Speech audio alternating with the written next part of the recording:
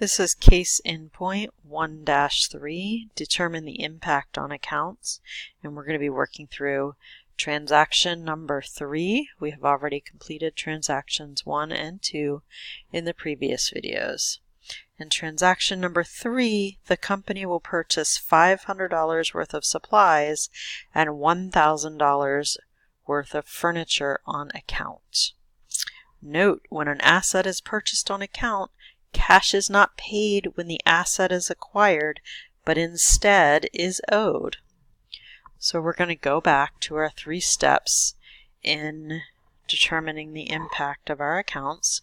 Step 1, both supplies and furniture were obtained and cash was not paid. As a result, the supplies, furniture, and accounts payable, an amount owed to others, accounts are all impacted. Step 2, the company now has more supplies and furniture.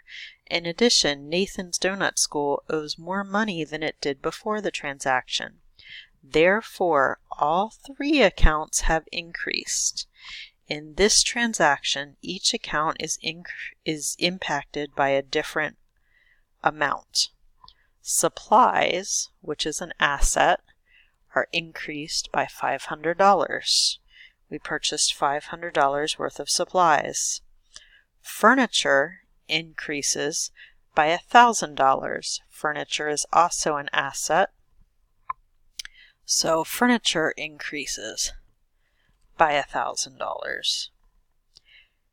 And because the total amount is owed, accounts payable increases by $1,500. Accounts payable is a liability.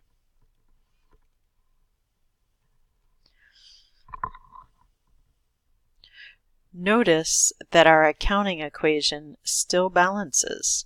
We still have $36,500 on the asset side and $36,500 on the liabilities and owner's equity side of the equation.